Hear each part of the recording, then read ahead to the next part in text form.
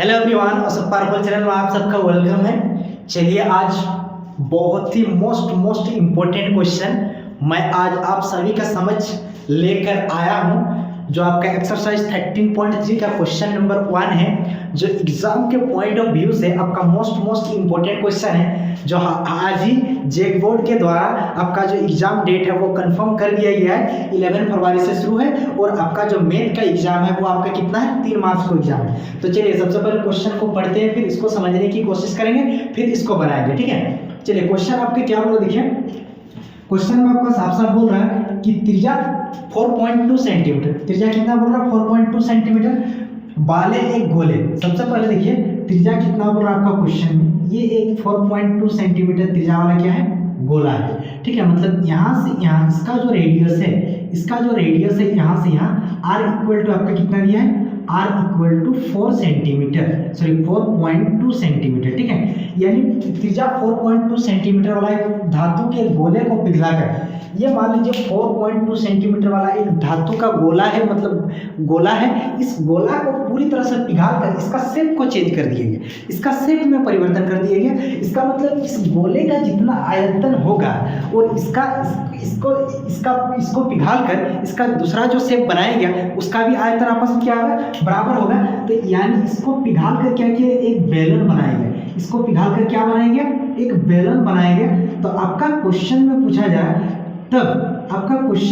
जाए कि तब इस बेलन का ऊंचाई कितना होगा, यानी इस बेलन का जो यहाँ से यहाँ जो है ना रेडियस, यहाँ से यहाँ जो आप देख रहे हैं, यानी आर इक्वल टू कितना दिया 6 सेंटीमीटर, यानी आर इक्वल टू कितना दिया आपका 6 सेंटीमीटर। तो आपसे क्वेश्चन में साफ निकालने के लिए जो बोला गया है कि क्वेश्चन में आपका साफ बोल रहा है तब इसका जो ऊंचाई है, ऊंचाई कितना हो। तो सबसे पहले आप एक चीज समझ लीजिए, 4.2 सेंटीमीटर त्रिज्या लेकर जब एक गोला बनाया गया और उस गोले को पिघालकर एक बेलन के शेप में ढाला गया, तो आपका क्वेश्चन में पूछा जा रहा था ये जो बेलन है ना, इस बेलन का हाइट कितना होगा। इसका मतलब है कि इनका द्रव्यमान यानी गोले का द्रव्यमान और बेलन का द्रव्यमान आपस में क्या होगा, इक्वल होगा।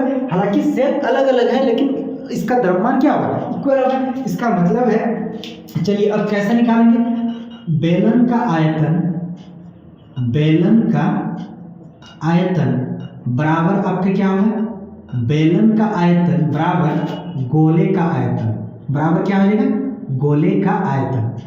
अब देखिए आयतन फार्मूला आपको याद रहना चाहिए। बेलन का आयतन देखिए जो होता है आपका क्या होता है, पाई आर स्क्वायर। देखिए इसका स्मॉल आर माने हैं तो यहाँ पे स्मॉल आर एच होगा, और गोले का आयतन में आर जो माने हैं कैपिटल आर माने हैं, तो गोले का आयतन 4/3 पाई आर क्यूब होता है। सबसे पहले देखिए दोनों तरफ आपका क्या है, पाई है।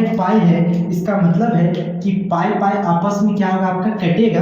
उसके बाद क्या बचेगा, देखिए अगर हम बात करेंगे तो इसमें जो आर स्क्वायर है किसमें है, गुना में है, उधर जाएगा तो भाग होगा, यानी h equal to 4 r cube बटा आपका क्या होगा, आर स्क्वायर होगा। चलिए यानी h इक्वल टू जो होगा ये 4 होगी, सॉरी इसका नीचे 3 है, ये 4/3। ठीक है, 4/3 हो गया। कैपिटल आर कितना दिया, 4.2 इंटू 4.2 इंटू आपका कितना होगा 4.2।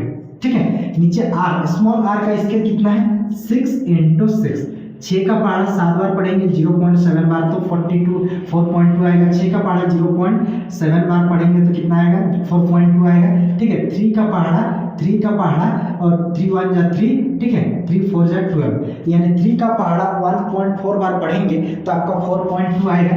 यानी h इक्वल टू जो आपके पास बचा कितना बचा 1.4 इंटू 0.7 इंटू 0.7। अब इसको मल्टीप्लाई करना है। देखिए 0.7 को जब आपस में मल्टीप्लाई करेंगे तो 1.4 7 इंटू 7 कितना आ जाएगा 49, 2 के बाद पॉइंट है तो 0.49।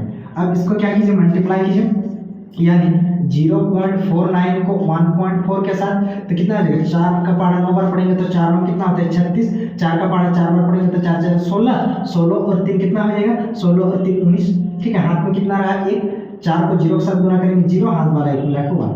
ठीक है, ये कितना आ जाएगा, 1 का पहाड़ा 9 बार पढ़ेंगे तो 9, 1 का पहाड़ा 4 बार पढ़ेंगे तो 4, 1 का पहाड़ा 0 बार पढ़ेंगे तो 0, ये आपका 6 8 10, ठीक है, 4 1 5 1 6, ये आपका 0 हो गया। कितना के बाद पॉइंट है, ठीक है, तो देखिए 1 2, तो 1 2 2 के बाद पॉइंट है, तो 2 के बाद आपका क्या लग जाएगा, पॉइंट लग जाएगा, ठीक है। यानी h इक्वल टू जो फाइनली आपका आया वो आपका कितना आया, 6.86, 6 पॉइंट कितना आया 86, और यहीं तो इसका क्या हो जाएगा, आंसर हो जाएगा, यहीं तो इसका क्या हो जाएगा, आंसर हो जाएगा।